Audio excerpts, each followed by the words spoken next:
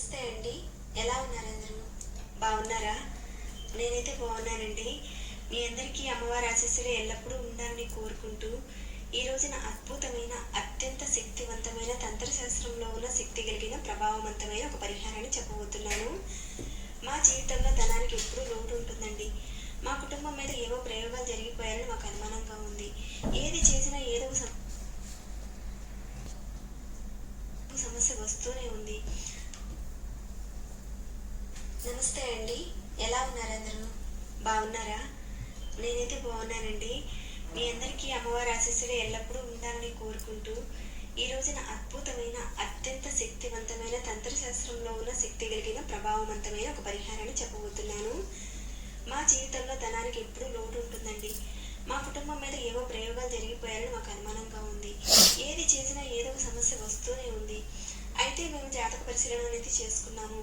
మీ జాతకంలో అయితే రాహుకేతుల దోషం ఉందని, సర్పదోషము, కుజదోషం ఇలాంటివి ఉన్నాయని, వాటి కోసం మీరు చాలా ఖర్చు పెట్టాలని చెప్తున్నారు. అలాంటి వాటి నుంచి బయటపడాలని మేము కోరుకుంటున్నాము అని అంటున్నారు. ఖచ్చితంగా ఈ పరిహారం చేసుకోవడం వల్ల మీరు బయటపడచ్చండి. అత్యంత తేలికైన, పురాతనమైన ఒక 5 పరిహారాలు చెప్తాను. అన్నీ కూడా తాంత్రిక పరిహారాలే. అయితే ఇక్కడ చెప్పే తాంత్రిక పరిహారాలు అనేవి సైడ్ ఎఫెక్ట్ లేని పరిహారాలనండి ఇప్పటి వరకు చెప్తూ వస్తున్నవి. అలానే ఈ పరిహారం కూడా సైడ్ ఎఫెక్ట్ లేని పరిహారమే. వాటన్నిటి గురించి తెలుసుకునే ముందుగా ఒక రిక్వెస్ట్ అండి మీ అందరికీ. ఈ వీడియోకి ఒక లైక్ ఇవ్వండి. మన ఛానల్ ముందుకు వెళ్ళి 10 మందికి ఉపయోగపడేలా మీ నుంచి లైక్స్ అనేవి చాలా ఇంపార్టెంట్. ఇంకా మీకు ఉపయోగపడే ఇలాంటి వీడియోస్ ముందుకు తీసుకొచ్చేలా నాకు ఇంట్రెస్ట్ ఇచ్చిన వారు అవుతారు.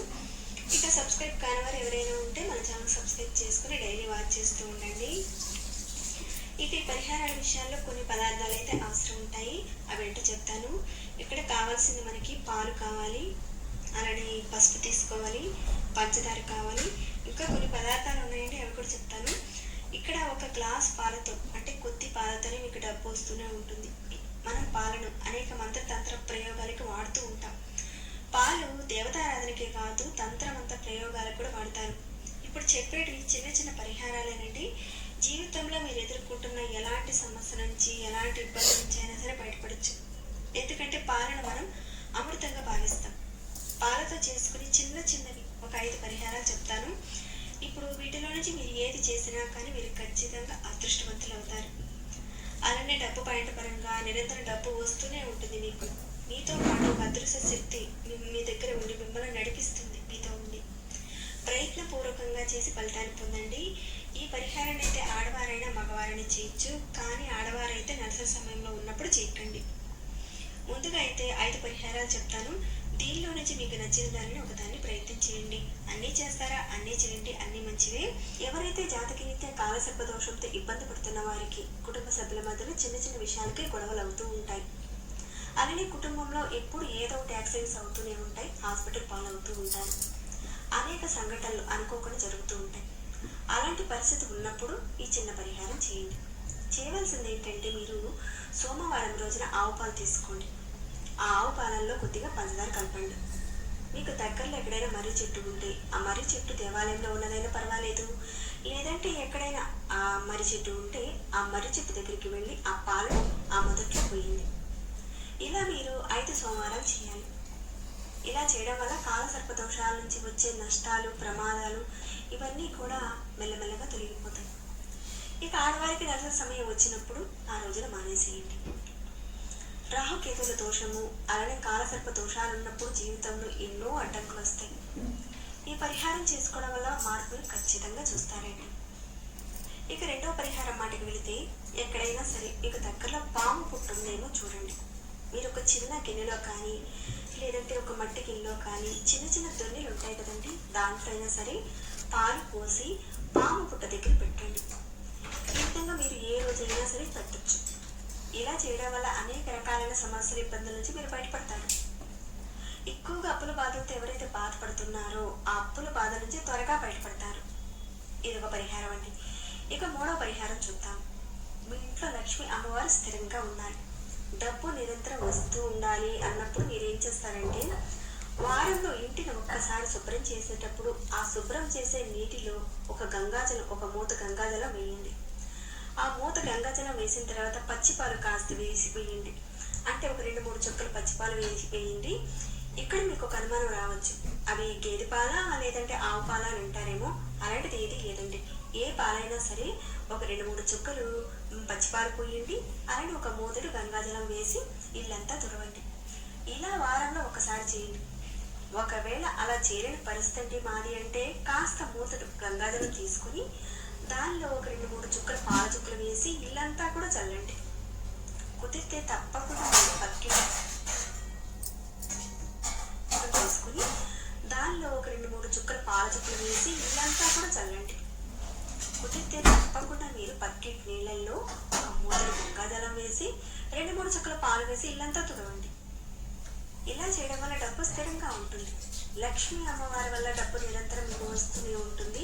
కనీసం వారంలో ఒక్కసారి ఇలా చేయండి, సరిపోతుంది. తర్వాత 4వ పరిహారం చెప్తానండి. మనకు తంత్రశాస్త్రంలో అద్భుతమైన ఒక విషయం అనేది ఉందండి, మేడి చెట్టు. ఈ మేడి చెట్టు సాక్షాత్తు దత్తాత్రేయుడు. మనం ఈ మేడి చెట్టు గురించి చాలా విషయాలు ఇంతకుముందు వీడియోలో మనం తెలుసుకుని ఉన్నాం. ఇక ఈ మేడి చెట్టు దగ్గరే చేయాలి ఈ పరిహారం. ముందు ఈ మేడి చెట్టుకున్న వయసు కనీసం ఒక 5 సంవత్సరాలు ఉండాలి. ఆ చెట్టుకున్న వయసు లేదంటే అంతకు మించి పెద్దదైనా పర్వాలేదు, కానీ చిన్న చెట్టు దగ్గర మాత్రం చేయకూడదండి. పెద్ద చెట్టు దగ్గరే చేయాలి. మీరు ఈ చెట్టు దగ్గర వరుసగా 21 రోజుల పాటు ఈ పరిహారం చేయాలి. ప్రతిరోజు ఒక గిద్దెడు ఆవు పాలను తీసుకువెళ్ళి ఆ మేడి చెట్టు మొదట్లో పోయండి. ఏ రోజు నుంచి అయినా సరే ఈ పరిహారాన్ని మొదలు ఈ చెట్టు దగ్గర వరుసగా 21 రోజుల పాటు ఈ పరిహారం చేయాలి. ప్రతిరోజు ఒక గిద్దెడు ఆవు పాలను తీసుకువెళ్ళి ఆ మేడి చెట్టు మొదట్లో పోయండి. ఏ రోజు నుంచి అయినా సరే ఈ పరిహారాన్ని మొదలు పెట్టచ్చు. ఈ పరిహారాన్ని మొదలుపెట్టిన దగ్గర నుంచి 21 రోజుల పాటు ప్రతిరోజు తీసుకువెళ్ళి పోస్తూ ఉండాలి. పోసిన తర్వాత మీ మనసులో ఉన్న ప్రతి కోరిక చెప్పుకోండి. ఏవైతే మీ మనసులో కోరికలు ఉన్నాయో అవి తీరగడమే కాకుండా మీతో పాటు మీకు తోడుగా ఉంటుంది, మిమ్మల్ని ఎప్పుడు రక్షిస్తూ ఉంటుంది. మేడి చెట్టులో ఆ శక్తి అనేది ఉంటుంది. తర్వాత 5వ పరిహారం చూద్దామండి. అంటే ఈ పరిహారాల్లో నుంచి ఏ పరిహారం మీరు చేయగలుగుతారో దానిని చేయండి. 5వ పరిహారం విషయంలో ఈ పరిహారాన్ని మీరు గురువారం రోజున చేసుకోవాలి. గురువారం రోజున అరటి చెట్టు మొదట్లో మీరు పాలతో పాటు కాస్త పసుపును కూడా తీసుకువెళ్ళండి. ఆ పాలల్లో కాస్త ఒక చిటికెడు పసుపు వేసి కలిపి అరటి చెట్టు మొదట్లో పోయండి. ఎవరైతే అప్పులు చేశామో అప్పులు తీరడం లేదు అనేవారు ఉన్నారు కదండి, ఈ పరిహారాన్ని మీరు గురువారం రోజు చేయండి. ఇక్కడ ఒకటి గుర్తుపెట్టుకోవాలి, జాతక రీత్యా గురువు బలహీనంగా ఉన్నప్పుడు అప్పులు చేస్తారు కానీ తీర్చలేరు. అలాంటప్పుడు ప్రతి గురువారం రోజున అంటే ఆవు పాలైనా గేదె పాలైనా పర్వాలేదండి, కొద్దిగా పాలు తీసుకువెళ్ళి ఒక చిటికెడు దాంట్లో కలిపి అరటి చెట్టు మొదట్లో పోసి దండం పెట్టుకుని మీకున్న సమస్యలన్నీ కూడా చెప్పుకోండి. అప్పుడు తెచ్చుకోగలుగుతారు. ఇది తంత్రశాస్త్రంలో ఉన్న అత్యంత గొప్పదైన తేలికైన పరిహారం అండి. అంటే ఇలాంటి పరిహారాలు అవుతాయని కొంతమందికి అప్రమత్తం కూడా ఉంటుంది. ఖర్చులు పెడితేనే అక్కడ పని అయిపోతుంది అనుకుంటారు. మనకు వచ్చిన తిప్పలేమేనండి. మన తంత్రశాస్త్రం పరిహారాలు చాలా ఉన్నాయండి. ఏది చేసినా మనం నమ్మకంతోనే చేయాలి, విశ్వాసంతో చేయాలి. ఇప్పుడు చెప్పిన ఈ పరిహారాల నుంచి మీకు ఏ పరిహారం నచ్చింది, ఏది చేయబోతున్నారనేది కామెంట్లో చెప్పండి. అలానే ఈ వీడియో మీకు ఎలా అనిపించింది అనేది చెప్పండి. వీలైతే ఈ వీడియో షేర్ చేయండి, లైక్ చేయండి. ఎవరైతే కష్టాల్లో బాధపడుతున్నారో వారికి మీరు హెల్ప్ చేసిన వారు అవుతారు. ఇక ఈ వీడియోని ఇంతతో ముగిస్తున్నానండి. మరొక భక్తి వీడియోలో మళ్ళీ మిమ్మల్ని కలుసుకుంటాను. అంతవరకు సెలవు. బాయ్ స్వాతిజీ.